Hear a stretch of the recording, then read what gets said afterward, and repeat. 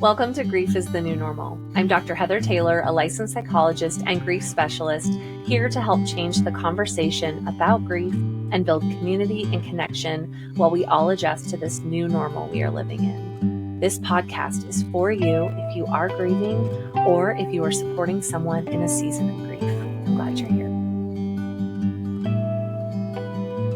Welcome back, everyone. I am really excited about today's conversation. Joining us, we have Hannah Carlsrud. She's an LMHCA, and we are going to chat about peripartum, postpartum, and just that adjustment to motherhood and the grief that can sometimes accompany that. So Hannah, welcome. Thank you for being here today. Hi, thank you, Heather, so much for having me. I'm very excited to chat about this today. If you don't mind giving a brief introduction, a little bit about your practice, what you do, and some of your areas of specialization.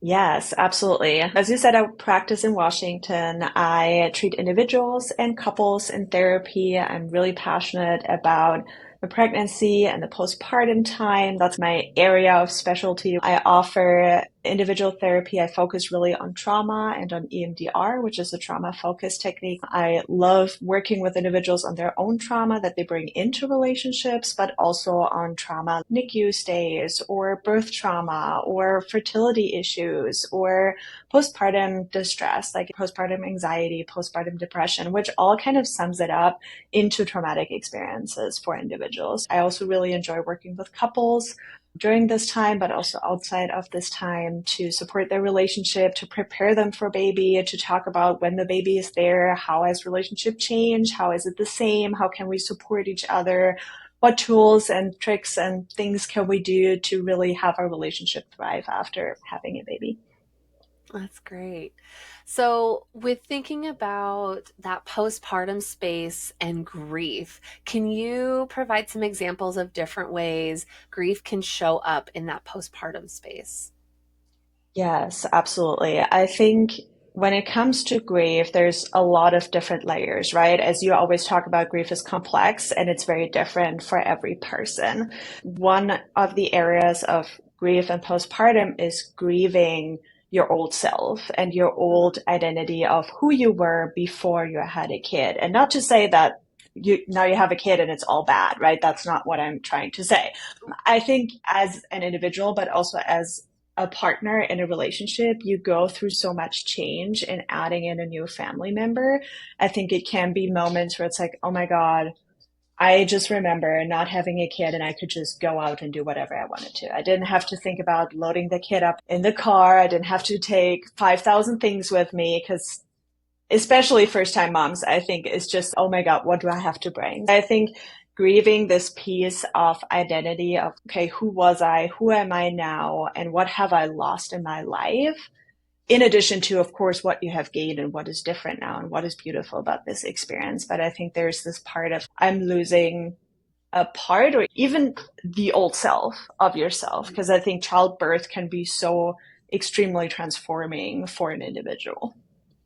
Absolutely. I think we talk about non-death losses, and I think there can be so many aspects of that when we consider the postpartum space, who I was Mm-hmm. before, that freedom, that independence. Yes, we have this beautiful new life that we Mm-hmm. get to take care of, and the recovery process might not be easy, or our birth experience might Yes. not have been easy, Yes. or what we had dreamed or thought it would be and how it would go, Mm-hmm. or the temperament of our baby. And so I think all of those pieces can have a grief component, and that can feel Absolutely. tricky, right? Because we're grateful we were able to carry a baby and stay pregnant and bring it into the world healthy.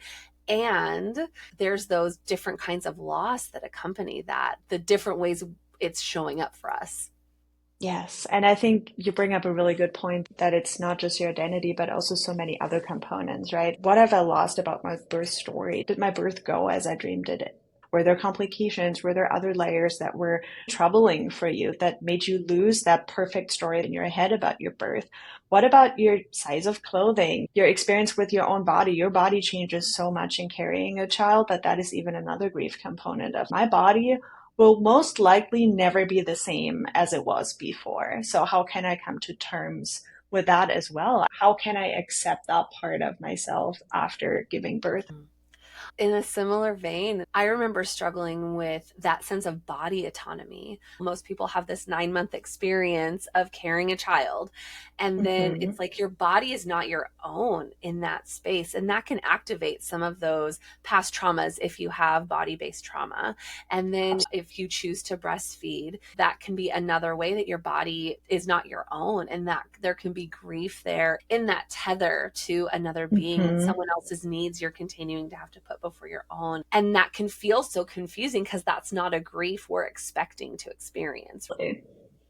Yeah. So when you think about how postpartum grief can come up, how do you see that playing out in impacting relationships, whether it's a friendship or a partnership?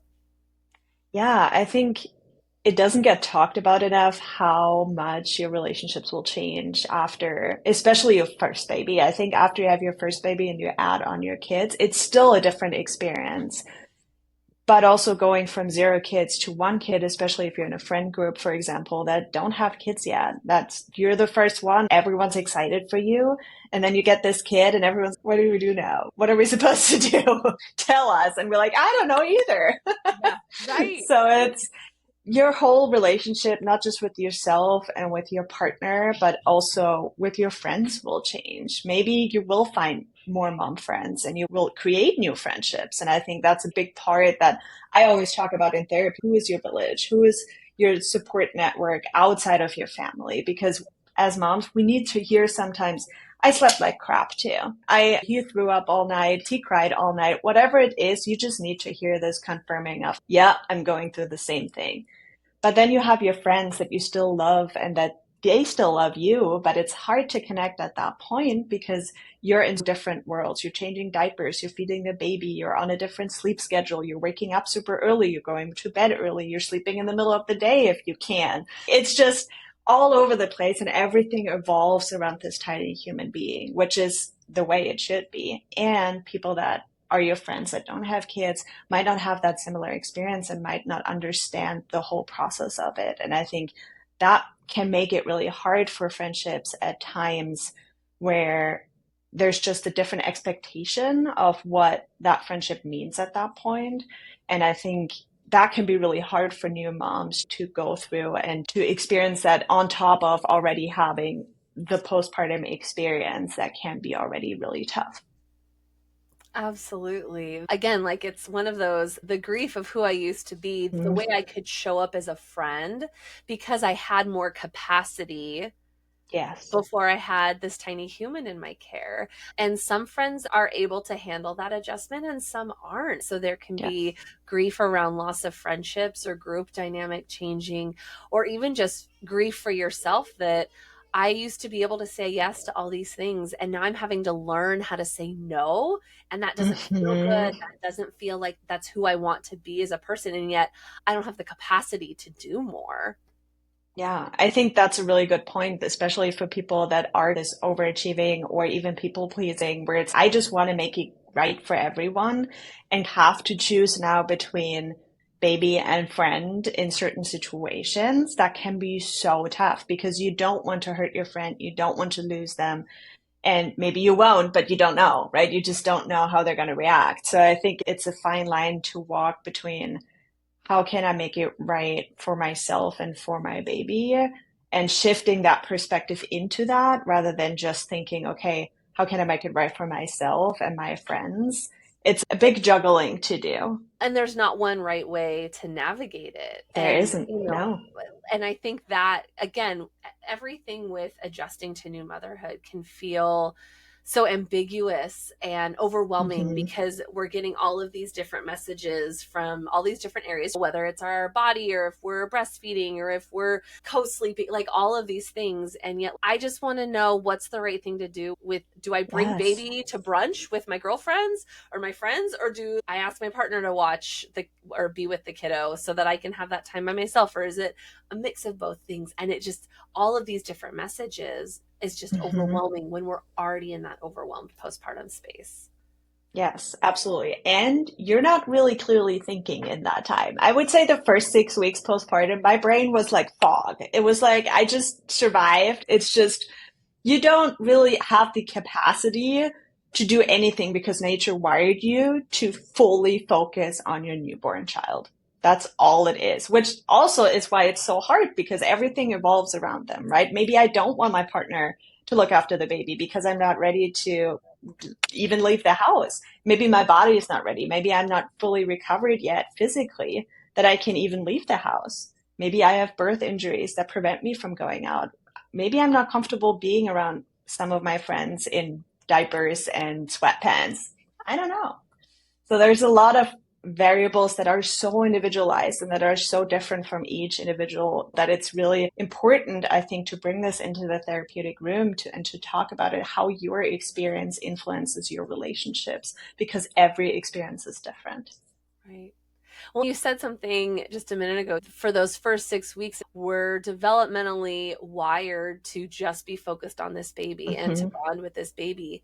And yet, sometimes postpartum prevents us from feeling that Yes. ability to connect and bond. Or maybe we are adopting and this was a child I wanted, we pursued that, and it's a different kind of physiological adjustment in that postpartum attaching space. And it's maybe not what we idealized or thought it was going to be.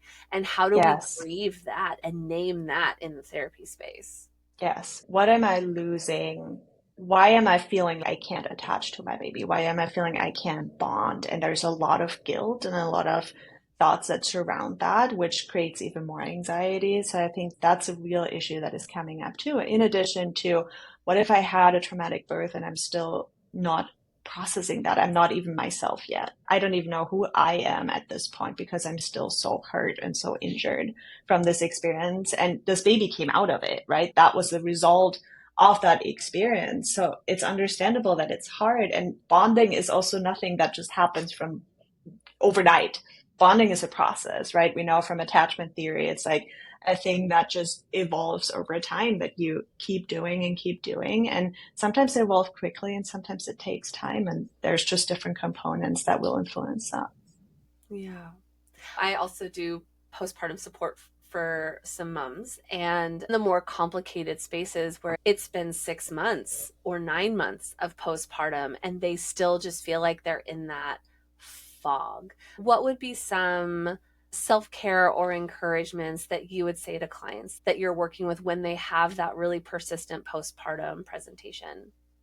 Yeah, so one thing I want to address is the three-prong approach that I use. It's therapy, medication, and support. Those are the three pillars of support services for postpartum moms. If we're doing therapy and we have been doing therapy for 6 months and we feel like we're stuck and we're not moving forward, we're going to need another variable to draw that in.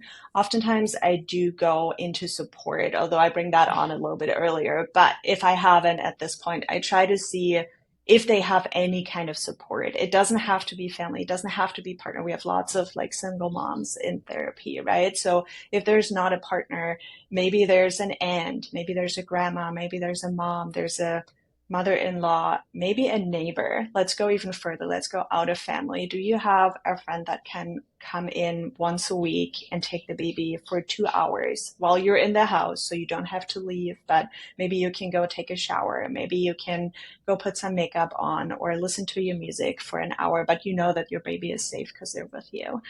Maybe there's someone else. Maybe you have the funds to hire a postpartum doula or a nanny that can come in on a regular basis to support you in that space. Maybe there's a church community that you go to. Maybe there's some moms that come over and cook you a home cooked meal and you can, while they're doing that, maybe you can go and take a nap. But it needs to be something that feels supportive and that feels safe to the mom. And that's the hard thing, right? Sometimes we don't have that village. It always says we need a village to raise a child, but in our society nowadays, there's not really a village around that. So we have to create our own support system in a way and need to pick the people, even if it's once a week, once a month, even if it's people that are not there every single day, having this like small break and doing something for yourself. Take a bath, like very simple, right? Take a bath, put a candle on, put some nice music on, go lay in bed, put your headphones on, listen to. I love music. I think that's one of the things that millennials are always raving about is put on some 2000 music and we're good. Jokes aside, I think there's other components to that. Maybe you can join a yoga class that you go to once a month. There's studios maybe in your area that even take your child while you're there so you can see them. They're close to you. There's mommy and me classes, especially in Washington State. There's lots of spaces where you can bring your baby and still do something for yourself.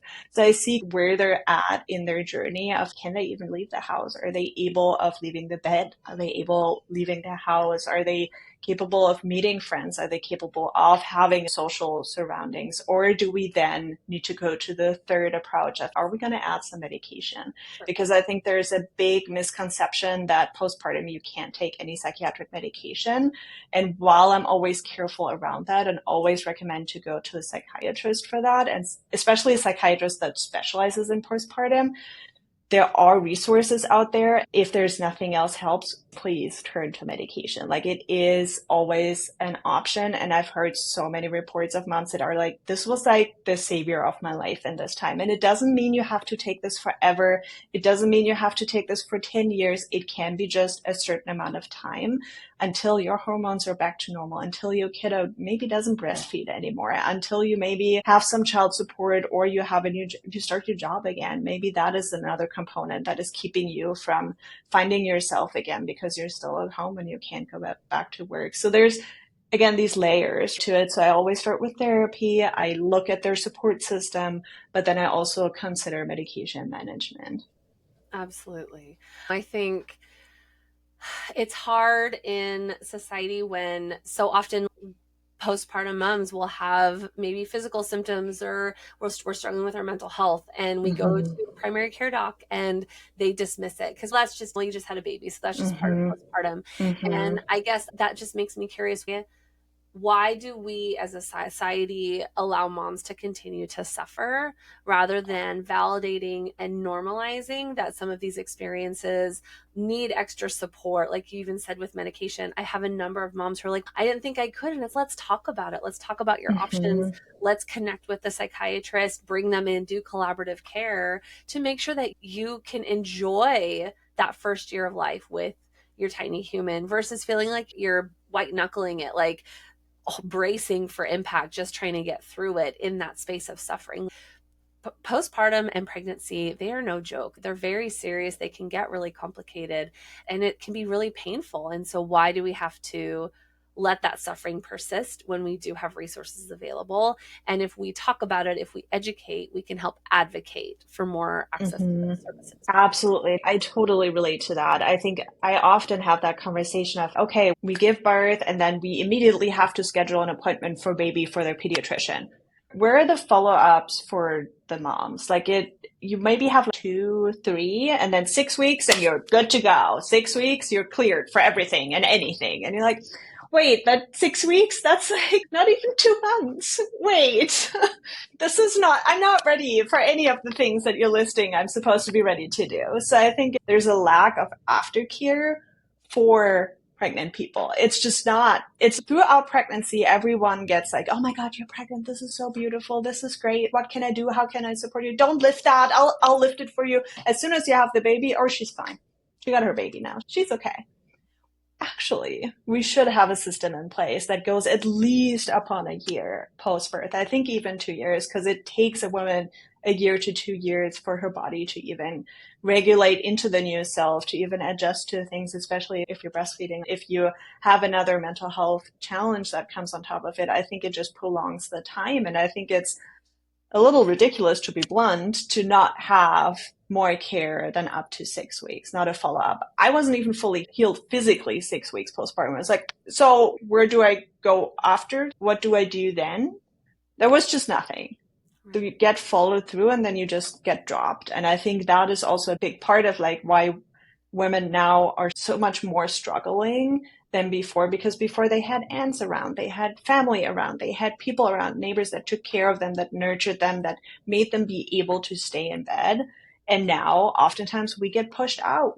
6 weeks, you can go work out again, get your body back. You should go back to work. But if you can't go back to work too much, because then you're abandoning your child. So there's a lot of these mixed messages. And I think we're stuck in almost like grieving something that we never had.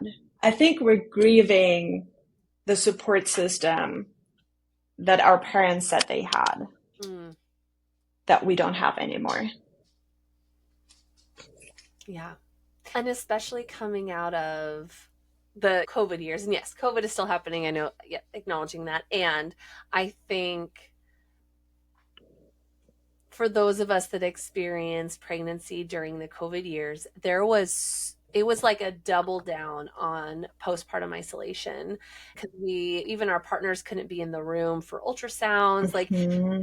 we couldn't have typical baby showers. They were happening in driveways. Even the Hmm. postpartum support, it was like, sure, we could maybe do meal trains, but then there's not people staying to visit or help with chores Hmm. or give the parents a break because it just wasn't safe to do. And I think that has doubled down on that isolation, that grieving of that community, how we thought postpartum support would look like. And it just makes it more complicated because there's these extra variables outside of our control that we couldn't account for or predict or know how they were going to ripple through.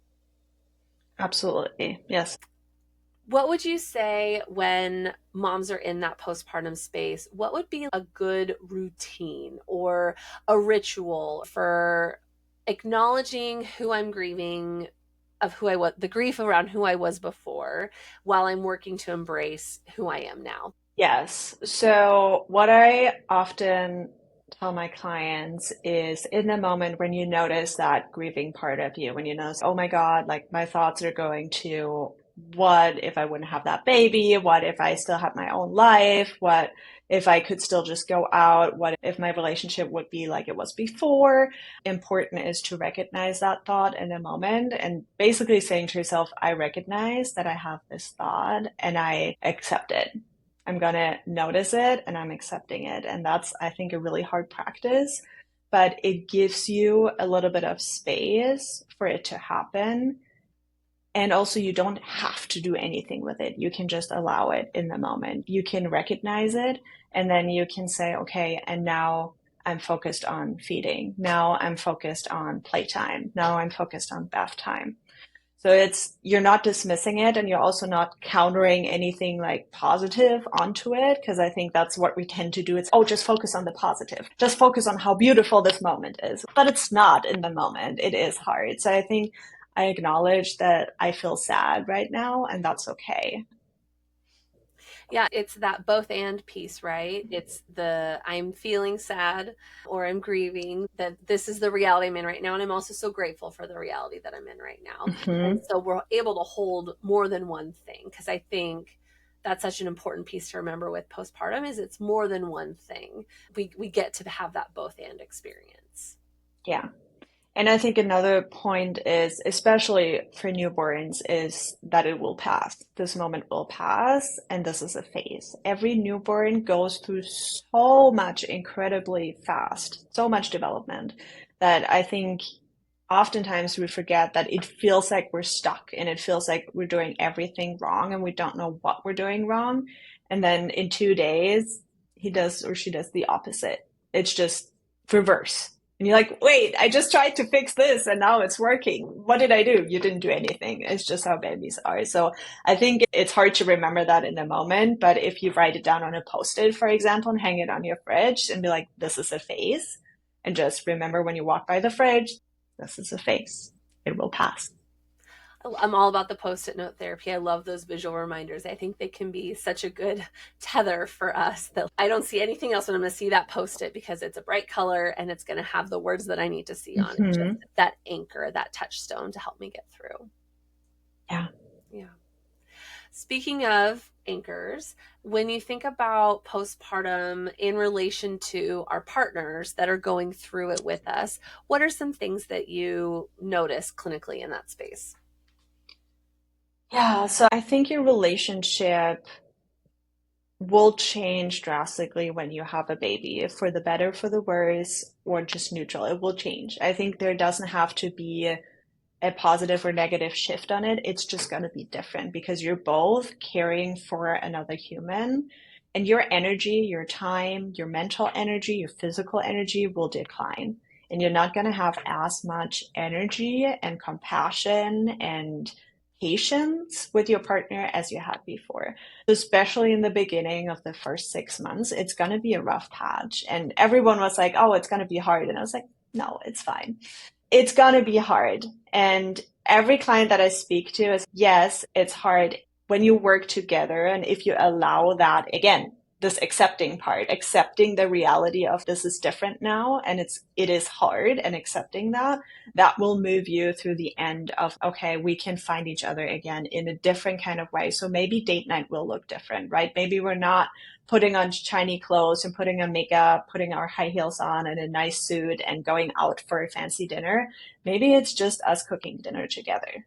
Maybe it's as simple as that, right? But joining each other in that moment can be so nice, but so different, right? Now thinking about it like, oh, my date night was always so fancy. Now it feels like nothing, but maybe we need to reframe that nothingness into it's just different. It doesn't have to be bad. So I think there's going to be a lot of reframing and refinding each other and how people connect after having a baby, especially if there's still injuries, that there's no sexual intimacy, there's not going to be sex for a while, and it's just not possible. I think we oftentimes speak about the moms and their journey of motherhood and kind of forget to talk about the dad. So I think especially when you talk about a couple or when they come into couples therapy, I want to hear both their stories. I want to hear how they're experiencing this time and what they're struggling with and how they can connect with each other.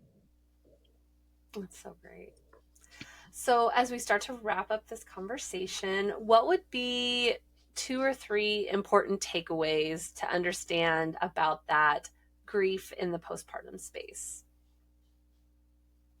Your relationships are going to change. It doesn't have to be bad or good, it's just different. Find people you trust that can support you in any kind of way, even if it's the smallest gesture, and don't feel bad for reaching out for support. I think there's a lot of shame around trying to reach out for support and asking too much of people, but if you distribute it over a lot of people, it's going to feel a lot less. Allow the change to happen. Allow to see how you're changing and allow this to be a process. It doesn't have to be from now to tomorrow. Change is slow. And again, things change in life either way. So see how you can make the best out of it. That sounds cheesy, but allow the change. It's okay to change. You created a human life. It's okay to be different after this. Even though it feels hard, it's okay to be different. That's great. Hannah, thank you so much for taking the time to chat with me today. You have some exciting projects coming up. Can you talk a little about your offerings, your projects, and how people can connect with you, both online or through socials? Yes, absolutely. I offer, again, weekly therapy for individuals and for couples. I wanted to mention that newly in my practice, I offer intensives, which I think can be so beneficial to pregnant as well as postpartum clients because it's a condensed format of therapy where you'll be joining me in 2 to 3 days, about 3 hours each, and we'll really deep dive into therapy.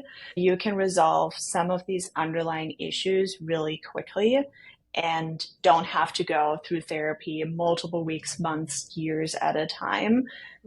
And I think that can be super beneficial, especially in this time where when you're pregnant, right? Maybe you have 6 months left, maybe you have 3 months left, maybe you want to just get it out and really get it resolved and talk about certain things that might prevent you from having a good experience in the birth world or having a good postpartum experience. Because likely if you have anxiety before, you're at a higher risk having postpartum anxiety after. So I think you can really benefit from having one intensive experience rather than a prolonged therapy support, which I also offer. But both is possible, but I think it can be super beneficial, especially too with your partner, right? If we go into couples intensives, it's like maybe your partner doesn't have the time to go to weekly therapy. Maybe they don't want to. Maybe they're like, I don't like therapy, but maybe they'll give it a try if you say it's only 2 days. It's 3 days at a time. And then we'll see if we do a second intensive because we really like the first experience. but it takes away that pressure of, oh, we have to commit. So we'll be offering those for EMDR as well as for couples. For EMDR, they're either 90-minute sessions that we can schedule, or they're 3 hours for 3 days at a time. For couples intensive, it's going to be 2 days. Look at the details on my website. On my website, there's also a contact form that you can fill out if you want to schedule a free intro call with me, so we can make sure that we're a good fit. We can see what you want to address in therapy, if that's a good fit for either weekly or intensives, what we think is a better route to take, and answer any questions you might have. I'm also on Instagram if you want to follow me at Carlsrud Psychological Services, but I think my website is a good place to start. Awesome. And I will make sure to include all of those links in the show notes. Thank you so much for having me today, Heather. It was lovely to speak to you. Thank you so much, Hannah. And listeners, stay tuned for more learning opportunities next week. And remember to be kind to yourselves today. Take care. That's all for today's episode of Grief is the New Normal. If today's conversation resonated with you, I invite you to share it with someone who might need it. And if you're looking for more support or resources, feel free to head over to The Morning Movement, where we continue to build community and normalize these hard, beautiful parts of life. I'm Dr. Heather Taylor, and until next time, be kind to yourself.